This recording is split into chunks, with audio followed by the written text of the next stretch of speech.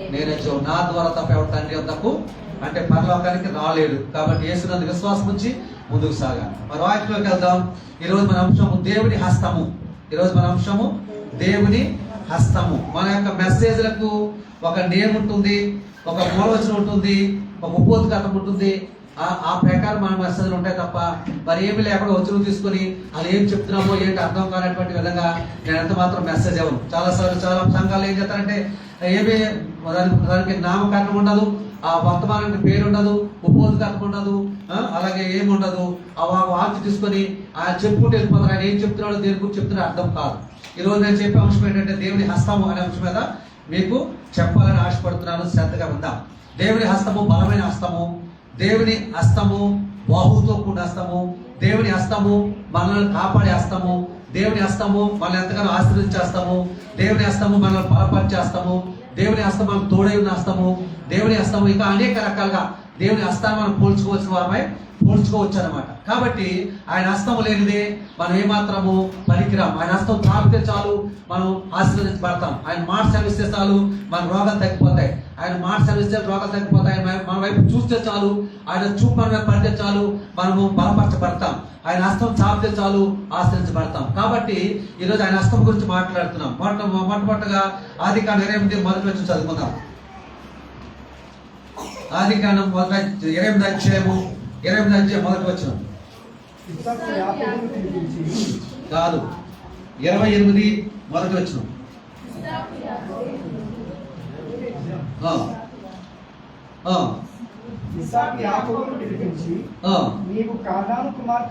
ద్వితీయోపదేశ కాండం చదవండి. ద్వితీయోపదేశ కాండము 28 మొదటి 28 నీవు నీ దేవుడైన యెహోవా మాట శ్రద్ధగా విని నేను నీకు ఆజ్ఞాపించున్న ఆయన ఆజ్ఞలన్నిటినీ అనుసరించి నడుచుకునే యెడల నీ దేవుడైన యెహోవా భూమి మీద ఉన్న సమస్త జనముల కంటే నిన్ను హెచ్చించును. దేవునికి మహిమ కలుగును గాక. ఇక్కడ ఈ ద్వితీయోపదేశ కాండంలో మోషే ఇశ్రాయేలుకు చెప్పినటువంటి ఆశీర్వాదం ఏంటంటే, నీవు నీ దేవుడైన యెహోవా మాట శ్రద్ధగా విని నేను నీకు ఆజ్ఞాపించిన ఆజ్ఞని అనుసరించి నడుచుకునే యెడల నీ దేవుడైన యెహోవా భూమి మీద ఉన్న సమస్త జనముల కంటే నిన్ను హెచ్చించును. ఎందులో చెప్తాడో కింద రాయబడి ఉంది. 15 హెచ్చులు ఉన్నాయి. ఒకటి, నీవు నీ దేవుడైన యెహోవా మాట వినేట్లా ఈ దీవెన నీ మీదకి వచ్చి నీకు ప్రాప్తించును. పట్టణంలో దీవించబడుదువు, పొలంలో దీవించబడుదువు, నీ గర్భఫలము దీవించబడును, నీ భూఫలము దీవించబడును, నీ దుక్కడెద్దులు, నీ గొర్రెల మేకల మందలు దీవించబడును, నీ గంప పిండి పిసి తొట్టే దీవించబడును, నీవు లోపల వచ్చప్పుడు దీవించబడుదువు, వెలుపలికి వెళ్ళినప్పుడు దీవించబడుదువు. నువ్వు లోపల వచ్చప్పుడు దీవించబడుదువు, వెలుపలికి వెళ్ళినప్పుడు దీవించబడుదువు. నీ మీద నీ శత్రువులను యెహోవా నీ ఎదుట హతమవునట్లు చేయును. ఇంకా కిందకు వస్తే 18 చూస్తే నీ పొట్లలోను నీవు చే ప్రయత్నములన్నింటిలోనూ నీకు దీవెన కలిగినట్లు యెహోవా ఆజ్ఞాపించును. నీ దేవుడైన యెహోవా నీకు ఇచ్చిన దేశంలో నిన్ను ఆశీర్వదించును.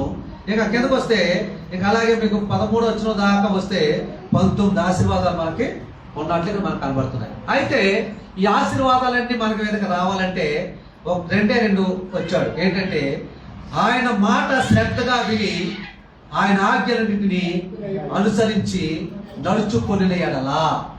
ఈ దీవెనలన్నీ మన మీదకి రావాలంటే ఏం చేయాలి? ఆయన మాట శ్రద్ధగా వినాలి, ఆయన ఆజ్ఞలన్నీ అనుసరించి నడిస్తే చాలు. ఈ దీవెనలన్నీ నీ మీదకి వచ్చి నీకు ప్రాప్తించును. ఏమన్నాడు? ఈ దీవెనలు నీ మీదకి వచ్చి నీకు ప్రాప్తించును అంటే నీకు నీ పట్ల నెరవేరును. ప్రాప్తించినాక నీ పట్ల నెరవేరుని అర్థం. కాబట్టి ప్రియ సంగమా గమనించాలి. 2 మనం చేయవలసింది ఏంటంటే ఆయన మాట వినాలి, ఆయన ఆజ్ఞలను అన్నింటి గైకొని అనుసరించి మనం నడవాలి. ఈ 2 చేస్తే మనకు అనేకమైన దీవెనలు మనం పొందుకుంటాం. మనం అడిగిన ప్రతి దేవుడు మనకు ఇస్తాడు. మరి పాస్టర్ గారు మేము చేయట్లేదా, మరి ఎందుకు మాకు దీవెన కలగట్లేదు, ఎందుకు మా పట్ల కార్యం కావట్లేదు అంటే మీరు చేయట్లేదు అంతే. Very simple. మీరు చేయట్లేదు. మీరు ఆలోచించుకోండి. మీరు ఏం చేస్తారో మీరు ఆలోచించుకోండి. మీరు ఆయన ఆజ్ఞ అనుసరించి నడుస్తున్నారా? మీకు తెలుసు. ఆయన కట్టడాలు మీద అనుసరించి నడుస్తున్నారా? మీకు తెలుసు. ఆయన సేవకుడు సంఘంలో చెప్పినట్టు మీరు చేస్తున్నారా? మీకు తెలుసు.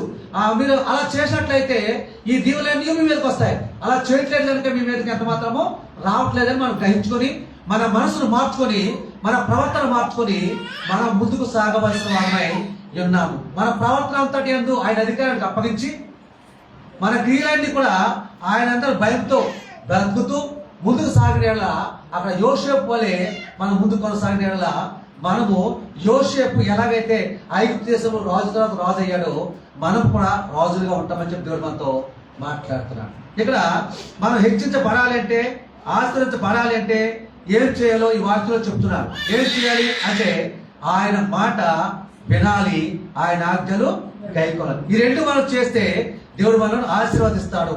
ఈ ఆశీర్వాదాలు మన ప్రభువైన యేసు క్రీస్తు ద్వారా మనకు వస్తాయని చెప్పి మనం గమనించాలి. తండ్రి అయిన దేవుడు యేసు క్రీస్తు ద్వారా కాక ఆయన స్వయంగా ఎంత మాత్రం ఇవ్వడేవాడు ఇచ్చే అవకాశం లేదు. ఎందుకంటే యేసు క్రీస్తు లోకానికి వచ్చి రక్షణ కార్యము జరిగించి మన కొరకు ప్రాణం అర్పించి ఆయన మన కొరకు తిరిగి వెళ్ళాడు కాబట్టి, మరలా వచ్చి మనం తీసుకెళ్తున్నాడు కాబట్టి, మనలను తండ్రి దేవుడు క్రీస్తుకు అర్పించాడు కాబట్టి క్రీస్తు ద్వారానే మనకు వస్తాయి తప్ప మనంతటా మనకి ఎంత మాత్రమో రానేరావని మనం గమనించాలి. చూడండి, అపోస్తల కార్యాలు 5వ అధ్యాయము 31వ వచనం ఇలా రాయబడింది. అపోస్తల కార్యాలు 5వ అధ్యాయము 31వ వచనం. ఇశ్రాయేలునకు మారు మనసును పాప క్షమాపణను దయచేయుటకై దేవుడు ఆయనను అధిపతినిగాను రక్షకునిగాను తన దక్షిణ హస్త బలము చేత హెచ్చించి ఉన్నాడు. ఈ మాట ఎవరు కూర్చున్న మాట అంటే యేసు క్రీస్తును కూర్చున్న మాట మనం గ్రహించవలసిన వారమై ఉన్నాం. ఇక అన్నాడు కదా అపోస్తలుడైన పౌలు, జ్ఞాని అయినటువంటి అపోస్తలుడైన పౌలు ఏమంటున్నాడు అంటే, ఇశ్రాయేలునకు మారు మనసును పాప క్షమాపణ దయచేయుటకై.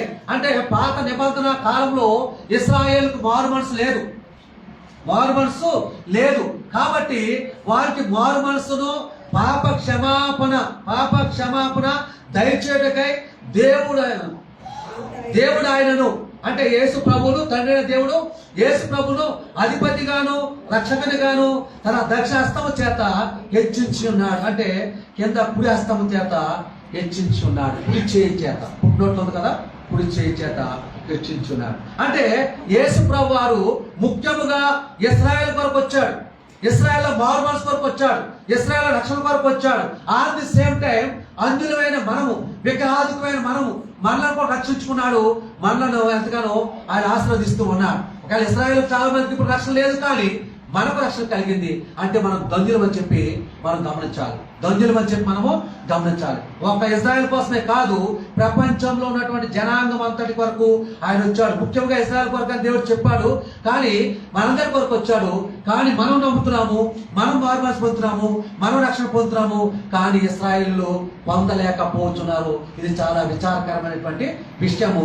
ఇది దేవుడికి చాలా విచారకరమైన విషయంగా మనం భావించాలి. కాబట్టి ప్రియ సంగమా, ఇక మీలో ఎవరైనా మారు మనసు లేని వాళ్ళు, రక్షణ లేని వాళ్ళు ఉంటే, ఇదిగో మనకి 16, 17, 18 తారీఖులో ఉపవాస కూడికలు జరుగుతున్నాయి కాబట్టి రక్షణ తీసుకునే వాళ్ళు, బాప్తిజం తీసుకునే వాళ్ళు మరి వచ్చే వారంలో మరి మీరు మాకు మీ పేరు చెప్పాలి.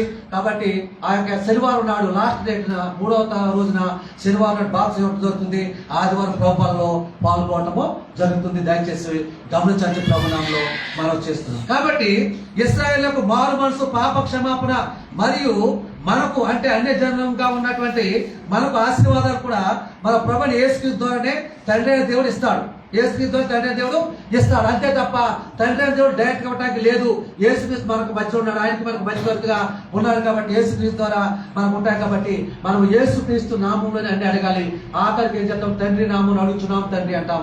కాబట్టి తండ్రి కూడా ప్రార్థించట్లేదని మనం గమనించాలి. కాబట్టి కీర్తన దావీదు యెహోవా హస్తమును గూర్చి ఈ విధంగా చెప్తున్నాడు. అదేంటో మనం చూద్దాం. మరి కీర్తన 118:16 కీర్తన దావీదు యెహోవా హస్తమును గూర్చి ఈ విధంగా చెప్తున్నాడు. అదేంటో మనం చూద్దాం. 118వ కీర్తన 16వ వచనం. అందరూ తీసుకోండి. 118వ కీర్తన 16వ వచనాన్ని మనం చదువుకుంటాం. చదవం. యెహోవా దక్షిణ హస్తము మహోన్నతమాయను. యెహోవా దక్షిణ హస్తము యెహోవా దక్షిణాస్తము సాహస కార్యములను చేయును. సహస్య కార్యములను చేయు. చూసారా ఏమంటాడు? మన అంశం ఏంటి ఈరోజు? దేవుని హస్తము లేక యెహోవా హస్తము. ఇక దావీదు మహారాజు ఏమంటాడంటే యెహోవా దక్షిణాస్తము సాహస కార్యములు చేయు. సాహస అంటే చెప్పండి. సాధ్యము కానిది ఆయన ద్వారా జరుగును. చాలా మందికి సాధ్యం అవుని కార్యాలు ఆయన ద్వారా జరుగును. ఎందుకంటే యెహోవా హస్తము సహస్ర కార్యములు చేయను. యెహోవా దక్షిణాస్తము మహోన్నతమాయను. యెహోవా అంతే, రెండు మాటలు రెండు ఉన్నాయి ఇందులో. ఒకటి దక్షిణాస్తము మహోన్నతమాయను, యెహోవా దక్షిణాస్తము సహస్ర కార్యములు చేయను. సహస్ర కార్యం అంటే గొప్ప కార్యాలు చేస్తాడు. ఆయన చేయనిది ఏది లేదు, ఆయనకు అసాధ్యమైనది ఏది లేదు. సమస్తము సాధ్యమే, ఆయన సమస్తము సాధ్యమే. మనకు అసాధ్యమేమో కానీ ఆయనకు అసాధ్యమైనది ఏమీ లేదు, సమస్తము సాధ్యమని చెప్పి మనం గమనించవలసిన వారిని ఉన్నాం. కాబట్టి చెప్పినట్టు విధముగా ఆయన స్తుతిస్తూ ఆయన ఆజ్ఞలు గైకుంటూ మనం ముందుకు నడిచేలా నీ పట్ల అద్భుత కార్యాలు జరుగుతాయి. ఒకవేళ జరగటం లేదు అంటే మన లోపం ఏమైనా ఉందేమో, ప్రభువా నా లోపాన్ని తీసివేయి, నన్ను క్షమించు, నేను నిత్యము నీతో సాంగత్యం కలిగి ఉండేటట్లు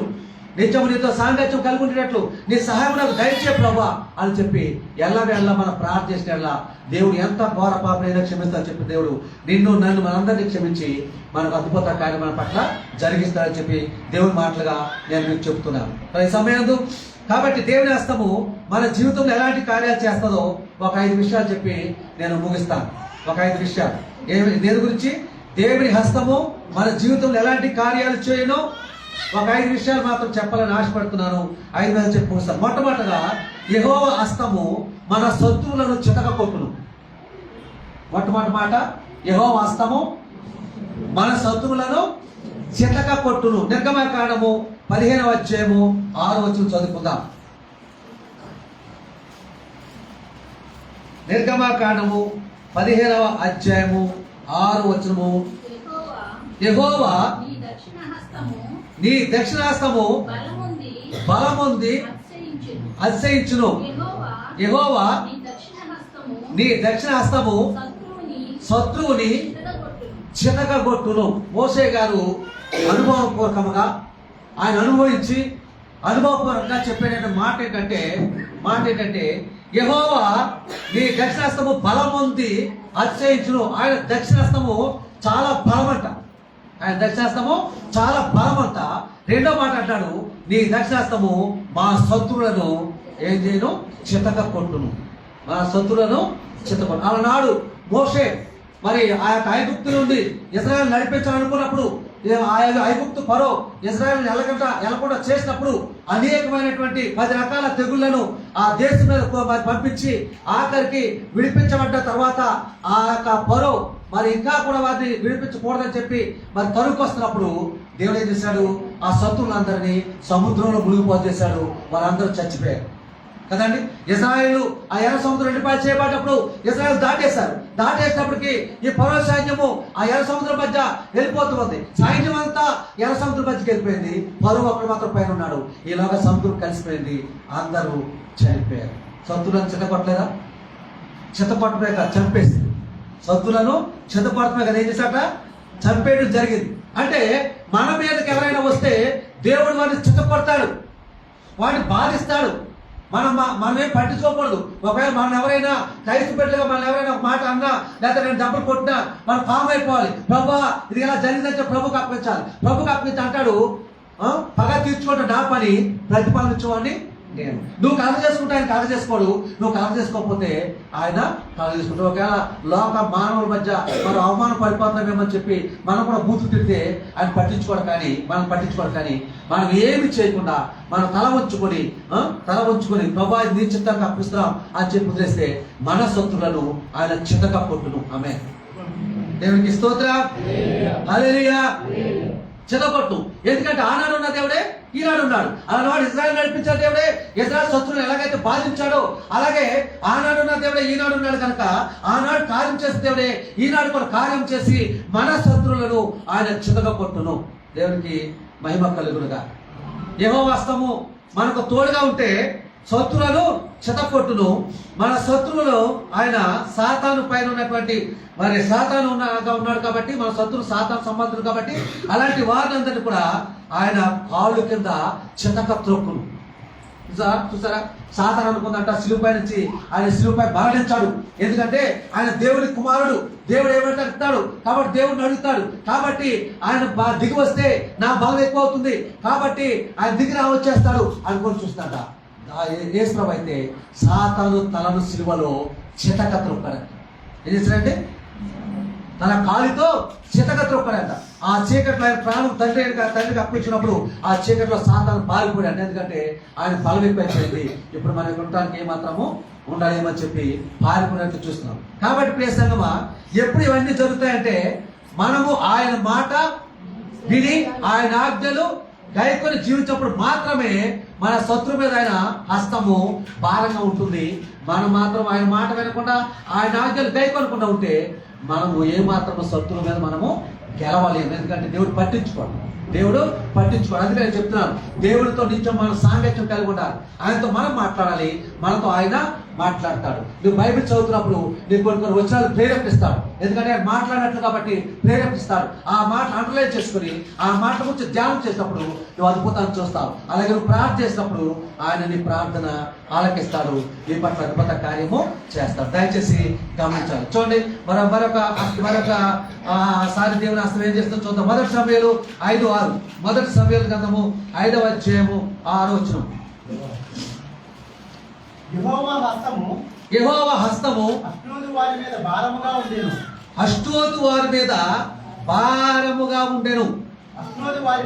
అష్డోదు వారిని దాని సరిహద్దుల్లో ఉన్నటువంటి వారిని ఆయన గడ్డల రాగంతో మొత్తి వారిని హతము చేయగా అష్డోదు వారు సంభవించిన దాన్ని చూసి ఇశ్రాయేలు దేవుని హస్తము మన మీదను మన దేవతకు దాగోను మీదను బహు భారముగా ఉన్నది. ఆయన మందసము మన మధ్య ఉండటయే దీనికి కారణం కదా అని ఇక మన మధ్య ఉండకూడదని చెప్పుకొని ఫిలిష్తీయుల సర్దారులందరినీ పిలువనంపించి ఇశ్రాయేలీయుల దేవుని మందసము మనము ఏమి చేయదుమని అడిగిరి. అక్కడ ఆప్షన్ చూస్తారా, యెహోవా హస్తము అష్డోదు వారి మీద భారముగా ఉండెను. ఎందుకంటే దేవుని మనసాన్ని వారు దొంగిలించి పట్టిపోయినప్పుడు మనసాన్ని వారి యొక్క ప్రాంతం ఉంచుకున్నారు. అప్పుడు దేవుని హస్తము వారి మీద భారముగా బరువుగా ఉన్నారు. భారం అంటే అర్థం ఏంటి? బరువుగా ఉన్నారు. ప్రతి వాడు కూడా సిక్కెట్టిపోతున్నారు. ప్రతి వాడికి కూడా ఒక గడ్డల రోగము కలిగింది. గడ్డల రోగంతో బొత్తి వారిని హతము చేయగా గడ్డల రోగంతో బొత్తి ఏంటంట అటు చంపేస్తున్నాడంట. ఎవరు? దేవుని హస్తము. ఎందుకంటే దేవుని మందసము ఉండవలసిన చోట ఉండకుండా వారు దొంగిలించుకెళ్ళి వారి దగ్గర పెట్టుకున్నారు కనుక వారి మీద దేవుని హస్తము భారముగా ఉన్నందున గడ్డల రోగంతో బొత్తినందున వారు హతులైపోతూ ఉన్నారు. ప్రియ సంగమా, దయచేసి గమనించండి. మనల్ని ఎవరైనా ఏదైనా చేస్తే దేవుడు ఊరుకోడు. దేవుడు తన హస్తం మోపి వారి మీద భారంగా ఉంచి రోగముతో మొత్తుతాడు. రోగముతో చనిపోయేటట్టు చేస్తాడు. అనేక మంది రాజులు కూడా అదే విధంగా చనిపోయారు దేవుని మాట వినప్పుడు. కాబట్టి మన మీద ఎవరికైనా వస్తే ఆయన హస్తము వచ్చే ఉండదు. ఆయన హస్త బలము చేత వారిని ఏం చేస్తాడు? హతము చేస్తాడు. చదువునండి. అందుకు వారు ఇశ్రాయేలు దేవుని మందసమును ఇక్కడ నుండి గాతు పట్టణమునకు పంపుడని చెప్పగా జనులు ఇశ్రాయేలీయుల దేవుని మందసమును అక్కడ నుండి గాతునకు మోసుకొని పోయి అయితే వారు అష్డోదు నుండి గాతునకు దానిని మోసుకొని పోయిన తరువాత యెహోవా హస్తము ఆ పట్టణపు పెద్దలకు పిన్నలకును రహస్య స్థానములో గడ్డలు లేపి వారిని మొత్తి గొప్ప నాశనం చేసెను. ఆమేన్. ఎక్కడికి వెళ్ళింది? ఇప్పుడు అష్డోదు నుంచి ఎక్కడికి వెళ్ళింది? గాదులోకి వెళ్ళింది. వాళ్ళు అష్డోదు నుంచి గాదులో పంపించేశారు. గాదులోకి వెళ్ళినప్పుడు గాదులో ఉండగా యెహోవా హస్తం వారి మీద ఉన్నందున పిల్లలకేమి పెద్దలకేమి గెడ్డల రోగం మరలా వారికి రప్పించి వారందరినీ నాశనము చేశారు. సరే, అష్టోదు కాదు రెండు ప్రాంతాలు కూడా మన యెహోవా మంచము తీసుకుపోయినందుకు వారు ఎట్టుకున్నందుకు వారికి ఏం జరిగింది? నష్టం జరిగింది.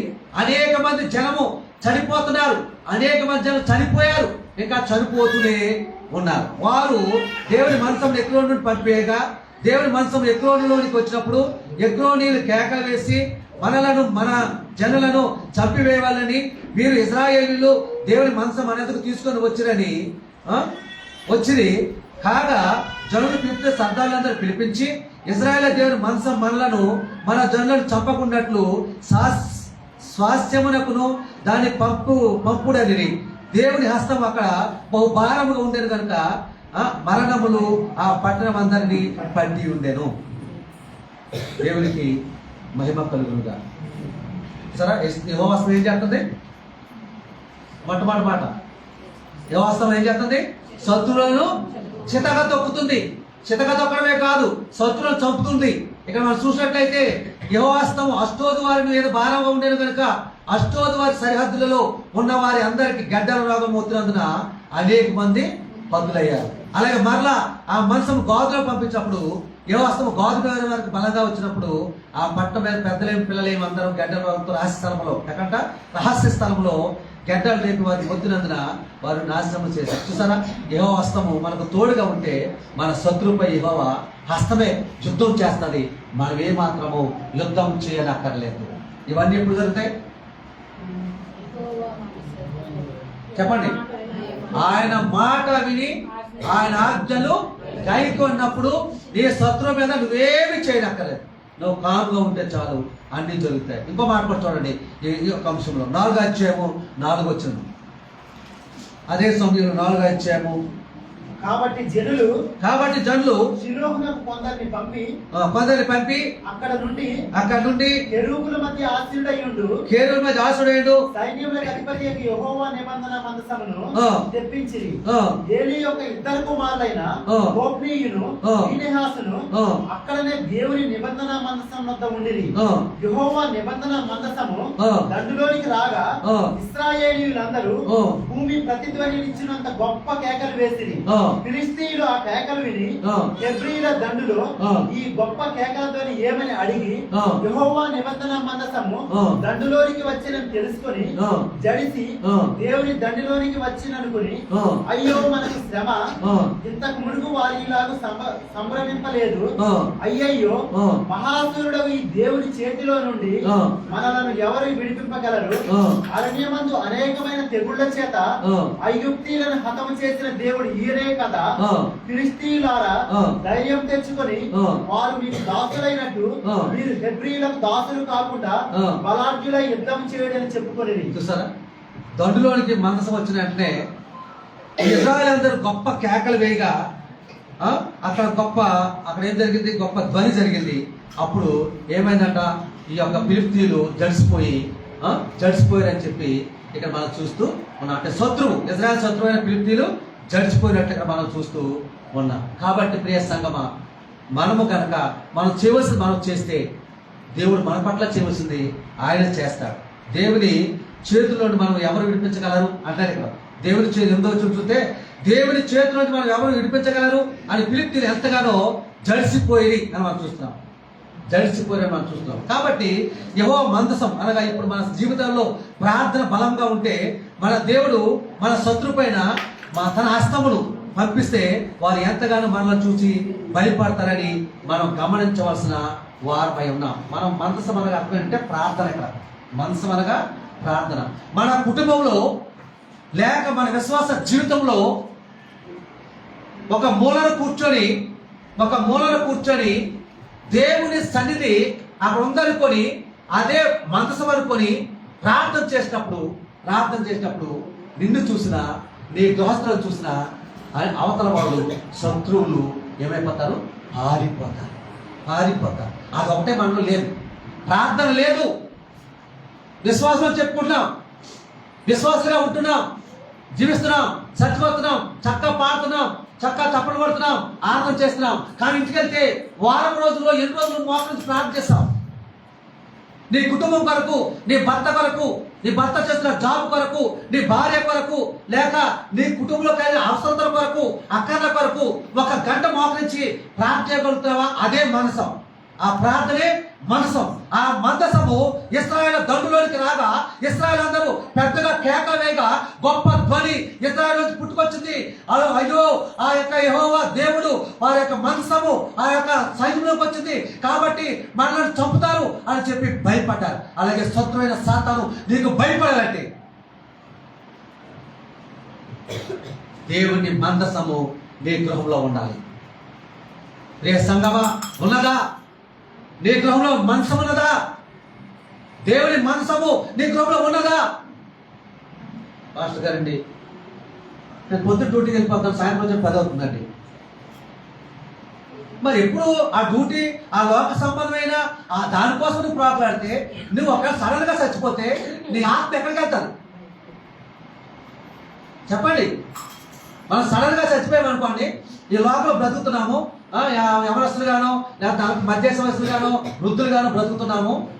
ఎంతసేపు మన పని, మన తిండి అనుకుంటున్నాము. నువ్వు పొద్దున సాయంత్రం దాకా మరి అలసిపోయి డ్యూటీ చేస్తున్నావు. డ్యూటీ చేసి బాగుంది, చక్కగా భోజనం చేస్తున్నావు, తింటున్నావు, హాయిగా వేడివేయడానికి తింటున్నావు, హాయిగా నిద్రపోతున్నావు, మళ్ళీ పొద్దున్నేసి వెళ్ళిపోతున్నావు. ఇలాగే నువ్వు చేస్తే నీ శరీరానికి సంపాదించుకుంటావు, తింటున్నావు. మరి నీ ఆత్మకు ఏది?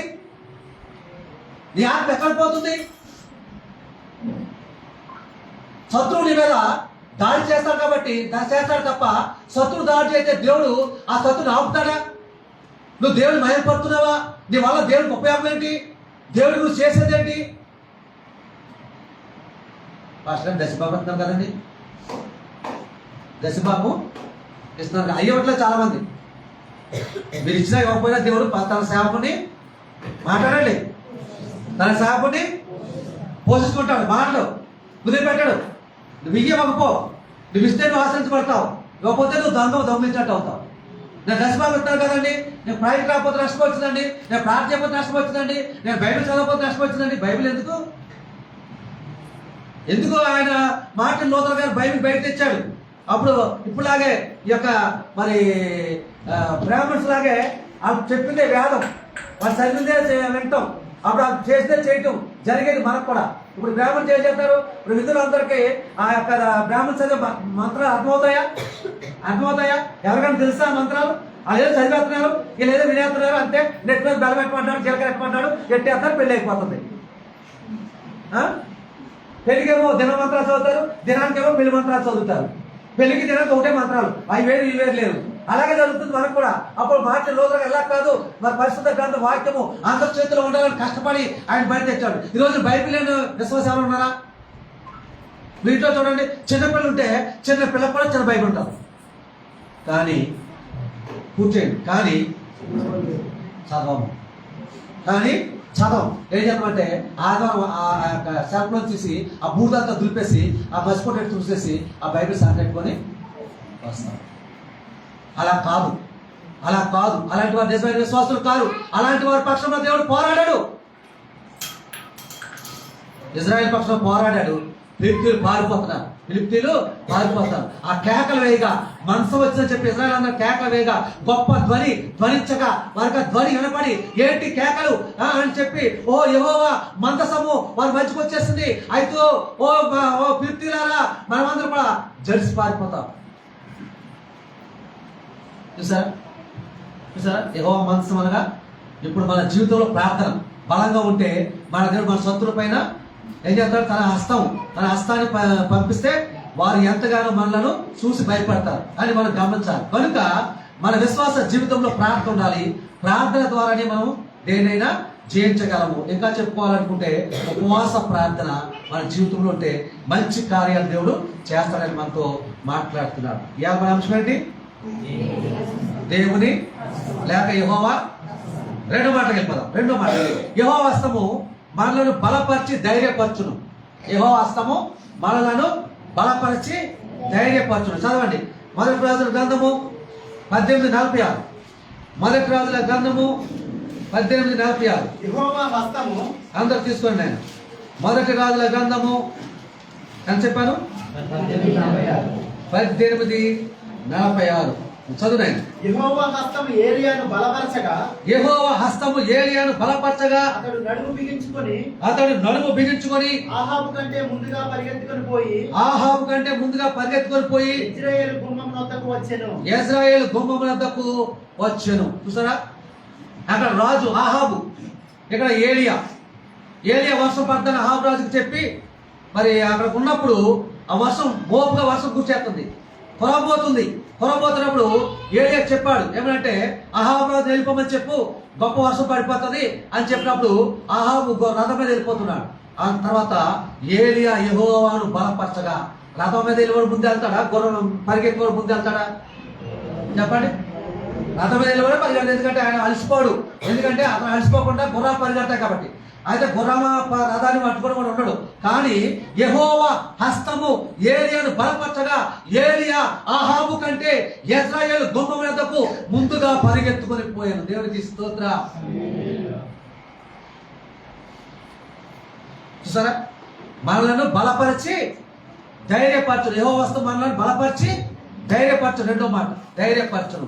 యెహోవా హస్తం నీకు తోడుగా ఉంటే మిమ్మల్ని మీ కుటుంబం ఎంతగానో బలపరచబడతారు. రాజు రథం మీద వెళ్తుంటే ఏలియా దేవుని హస్తం తోడే ఉండేది కనుక రాజు కంటే ముందు ఏలియా పరుగున ఇశ్రాయేలు గుమ్మం దగ్గరికి చేరుకున్నారు. ఏలియా దేవుని హస్తం చేత బలపరచబడినట్టు చూస్తున్నాం. దేవుని హస్తం గురించి మరి మనం ఆలోచించినట్లయితే మనల్ని బలపరుస్తుంది, మనకు శక్తినిస్తుంది, మనకు బలమిస్తుంది, మనకు ఆరోగ్యం కూడా ఇస్తూ ఉంది. ఎప్పుడు అది మాట్లాడండి, తందరంటే తారనాలి. ఆయన మాట శ్రద్ధగా విన్నప్పుడు, ఆయన ఆజ్ఞలను గైకొన్నప్పుడు యెహోవా నిన్ను బలపరచును, నిన్ను ధైర్యపరచును. ఆమేన్. అది మర్చిపోకూడదు, అది మూలం. అది జరిగితే ఇవన్నీ జరుగుతాయి. అది జరిగితే ఇవన్నీ జరుగుతాయి. ఏం జరుగుతాయి అంటే మన శత్రువులను సిద్ధపట్టును, మనకు బలపరిచి ధైర్య పరచునని మనం చూస్తాం. చూడండి, యెహోవా హస్తం కొరకు హబక్కు ప్రవక్త మాట చెప్తున్నాడు. హబక్కు గ్రంథం 3:4 సూర్యకాంతిలో సమానమైన, జాగ్రత్తగా తీసుకోండి. హబక్కు గ్రంథము 3:4 మనము చదువుకుంటున్నాం. చదువునాయన. సూర్యకాంతితో సమానమైన ప్రకాశము కనబడుచున్నది. ఆయన హస్తముల నుండి ఏమవుతున్నాయి? ఆయనేమో సూర్యకాంతి కంటే 1000 కోటి సూర్యుల కాంతి కంటే కాంతివంతుడు. ఆయన హస్తములోని కిరణములు బయలు వెలుచున్నవి. ఆమేన్. ఆయన హస్తం సాపితే ఏమొస్తాయి? కిరణాలు, సూర్య కిరణాలు లాంటి కిరణాలు వస్తాయి. పరిశుద్ధాత్మను తాకినప్పుడు ఎలా ఉంటుందంటే అక్కడ ఒక రూపాయి బిళ్ళ పెట్టినట్టు ఉంటుంది. వచ్చేసరికి అది పెద్దదై మనల్ని పులిపిలి చేస్తారు. మళ్ళీ ఏం చేస్తే నింపుతారు. అంటే సూర్యుడు అక్కడ ఆ గోళం దగ్గర చిన్నగా కనబడచ్చు, అది ప్రపంచమంతా వ్యాపిస్తుంది. ఆ కిరణాలను వ్యాపిస్తున్నాయి. అలాగే దేవుని హస్తము చాపినప్పుడు ఏమవుతుందంట? కిరణములు బయలు వెలుచున్నవి. అంటే కిరణాలు వచ్చి మనల్ని తాకిన గొప్ప ఆశీర్వాదము, గొప్ప ఆరోగ్యము, గొప్ప బలము, గొప్ప ధైర్యము మన కలుగుతో చెప్పి దేవుడు మనతో మాట్లాడుతూ ఉన్నారు.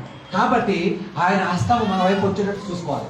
ఆయన హస్తము మన వైపు వచ్చినట్లు మనం చూసుకోవాలి. ఆ హస్త బలము చేత అనేక మంది ప్రవక్తలు, అనేక మంది పూర్వీకులు బలపరచబడ్డారు. వారు ధైర్యంగా ముందుకెళ్లారు, యుద్ధాలు చేశారు, జయించారు, ఎంతగానో దేవుని నామానికి మహిమ కలిగేటట్లు జీవించారు. కాబట్టి ఆయన హస్తము మన మీదకి వస్తే మనం ఆశీర్వదించబడతాము, బలపరచబడతాము, ధైర్యపరచబడతామని దేవుడు మాతో మాట్లాడుతున్నాడు. ఇంకో మాట చదవండి, యెజ్రా గ్రంథం 7వ అధ్యాయము, యెజ్రా 7:28. నా దేవుడైన యెహోవా హస్తము, జాగ్రత్తగా వినండి. యెజ్రా అంటున్నాడు. యెజ్రా గ్రంథము 7వ అధ్యాయము 8వ వచనము. నా దేవుడైన యెహోవా హస్తము నాకు తోడుగా ఉన్నందున నాకు తోడుగా ఉన్నందున నేను బలపరచబడి నాతో కూడా వచ్చుటకు ఇశ్రాయేలీయుల ప్రధానులను సమకూర్చితిని. ఇజ్రాయేల్ ప్రధానులు ఓ సామాన్యమైన వ్యక్తి మాట వింటారా? ఎజ్రా సామాన్యమైనటువంటి వాడు. యెహోవా హస్తము నన్ను బలపరిచినందున నేను మాట్లాడినప్పుడు, ఎవరితో మాట్లాడినప్పుడు, ఇశ్రాయేలీయుల పెద్దలతో నేను మాట్లాడినప్పుడు ఆ ఇశ్రాయేల్ పెద్దలందరూ కూడా నాతో వచ్చారు కనుక నేను ఆ యొక్క యెరూషలేము ప్రాకారములు కట్టగలిగాను. ఆమేన్. చూసారా, ప్రాకారం పడిపోయాయి. ఎజ్రా ఎక్కడ ఉండి పని చేస్తున్నాడు. ఆమె తెలిసింది మరి చెరపట్టబడిపోయారు.